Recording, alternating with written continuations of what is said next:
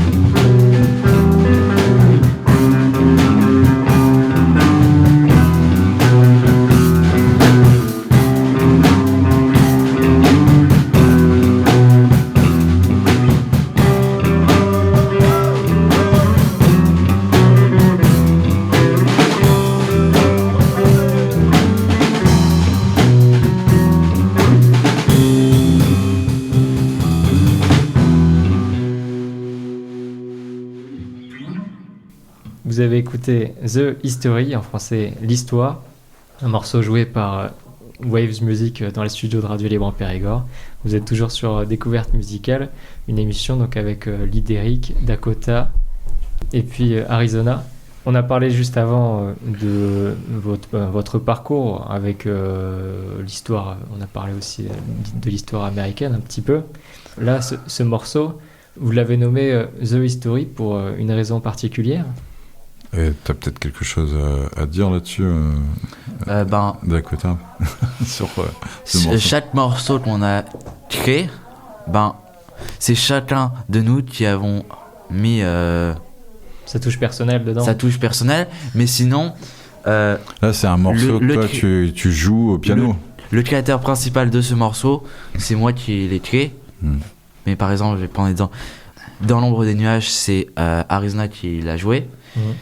Et dans Crush Rush, dont on va parler juste après. On finira par le dernier Crush Rush. C'est Zebra Gun qui l'a créé. Ouais, c'est ton blaze Lidéric. Exact. Zebra Gun, pardon. Ouais, j'aurais peut-être dû m'énoncer de cette façon-là, mais maintenant vous le savez tous. Maintenant on connaît ton prénom aussi. Ouais. Zebra Gun, d'ailleurs, pourquoi ? Oh, c'est une vieille légende. Une légende ? Carrément, c'est une vieille légende, très ancienne. Mais de quelle religion, quelle mythologie alors ? C'est pas religieux, c'est une légende. Il y avait les légendes nordiques, et là c'est une légende sudiste. Je sais pas pourquoi. Du sud de quel pays ? Il n'y a d'aucun pays, c'est pas un pays. C'est du continent, du continent antarctique. D'accord, ouais. Ok, donc peut-être même avant la création des continents. Ouais. Très vieille légende. D'accord. je rechercherai. Et donc, sur la question... Pour revenir à la question qui était qui a mis quoi dans quel morceau et qui a choisi les titres. Du coup, tu disais quoi, Dakota, pardon ? Dans The History, parce que je suis... je joue pas que de la... Dis-nous, c'était quoi ton inspiration au piano lorsque tu jouais ce morceau ? Parce que je joue aussi du piano, je suis multi-instrumentiste, mais plus de la batterie qu'autre chose. Mais je joue aussi du piano, et c'est aussi une source d'inspiration. Il n'y a pas que la batterie ou son instrument. Tu veux pas répondre en fait, c'est ça ? Non. Je vais pas nous dire pourquoi tu as fait ce morceau. C'est utile de faire ce parcours, peut-être d'expliquer le piano, le travail du piano sur The History, parce que tu as joué à la batterie dessus. Mais je me suis inspiré de la vitesse, de la partition de musique au piano que je fais, mais que je l'ai pas encore montré parce qu'on l'a pas mis dans ce morceau, mais peut-être dans le futur, sur plusieurs instruments. Je veux vraiment pas dire pourquoi t'as fait ce morceau. Pourquoi ? Ouais. Allez, dis-le. Parce que je travaille depuis longtemps le piano, mais c'est un instrument secondaire. Ouais, mais pourquoi tu l'as appelé The History ? Parce que le morceau de musique que j'ai, ça fait longtemps que j'ai joué, et que il a toute une histoire. C'est pas un morceau de musique au piano, mais elle a une histoire puisqu'elle est allée dans un morceau de musique. En fait, c'est comme si c'était un capteur d'histoire, le morceau. Faut comprendre dans le sens où... alors, à chaque fois qu'on joue le morceau, on fixe l'histoire. Ouais. Tu vois ce que je veux dire ? Elle est arrêtée à l'instant T ? À l'instant où tu joues le morceau, tu fixes l'histoire. Et donc, il y a comme une accumulation de ce qui se passe à ce moment-là, à chaque fois qu'on joue le morceau. D'accord. C'est pas forcément évident à comprendre, mais c'est l'explication que je peux en avoir. On a arrêté le temps et puis du coup ça emmagasine de carrément l'énergie à un endroit. Et c'est ça, comme si ça absorbe l'énergie. Après, il y a un Big Bang. Je sais pas, peut-être. Faut demander ça à Dakota. Pendant les applaudissements. Mais chaque morceau qu'on fait, elle a une histoire, elle a une âme. Le prochain morceau, c'est Crush Rush, qui est aussi en anglais, bien sûr, pour le traduire. C'est l'empressement du coup de foudre, peut-être. Alors, je sais pas. Ça, c'est pas mal, ça, j'aime bien, je vais le garder. L'empressement du coup de foudre. Le rush, c'est un peu ça, mais. Enfin, littéralement, ça veut pas dire ça, mais j'aime bien la traduction, l'empressement du coup de foudre. C'est un peu antinomique quand même. Un coup de foudre, ça se déclenche pas, et on n'est pas pressé pour en avoir. C'est pour ça que je le dis. Donc le Crush Crush. Crush Rush, ça fait bizarre de le dire. Du coup, Zebragan, j'ai tapé la traduction selon internet, hein, ce serait la ruée vers l'écrasement plutôt. Ouais, il y a la ruée vers l'écrasement, c'est pas mal ça aussi. Parce que la ruée est comme Crush, le Rush, ouais, le Rush. Rapidement aller vers l'écrasement, Rush ouais. D'où venait cette inspiration de titre? En fait, on est quand même dans un mode où on aime bien bousculer les codes. Quand même. Anticonformiste, quoi. En gros. Ah, carrément, ouais. On ne cherche pas à être dans le conforme, parce que sinon, on perdrait de notre... c'est surtout de sens, au fait, dans ce qu'on fait. Et puis, surtout de santé mentale, parce qu'il y a une citation connue de Krishnamurti, hindou, qui dit... Il n'est pas signe de bonne santé d'être adapté à un monde malade. Génial. J'adore, merci. C'est pas cette citation exacte, mais donc pour toutes les personnes qui ne sont pas anticonformistes, et pour celles qui sont anticonformistes aussi, cette phrase peut leur parler, parce que le monde n'est pas aussi propre, beau, éthique à l'absolu qu'on le voudrait. Et donc en fait, il faut des fois faire un pas de côté pour retrouver un peu d'éthique justement dans ce monde qui va mal. Ouais, je suis bien d'accord avec ce que tu viens de dire, c'est super. Et au quotidien par exemple, vous le vivez ce genre de choses? Ouais, on le fait en musique notamment parce que on se remet en question, on se prend la tête, souvent on s'éclate parce que je me permets de m'exprimer pour nous trois, c'est pas une quête spirituelle non plus. On n'est pas dans une quête spirituelle, mais en fait, c'est un moment où, effectivement, on peut être hors temps. Donc, comme on le disait juste avant aussi, où le temps s'arrête. Le temps s'arrête. Ouais. Donc, le temps s'arrête quand on profite du moment présent, c'est vrai. Ouais, la notion de temps n'est plus la même. Notre perception change. Ça peut devenir très intense. On peut se prendre la tête et tout. Vous l'entendez, quoi. Vous l'entendez au travers des instruments et de la façon dont on joue.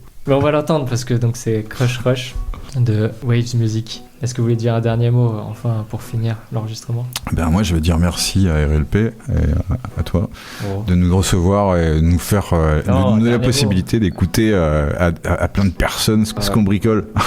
Mais merci. Merci. Et on vous écoute.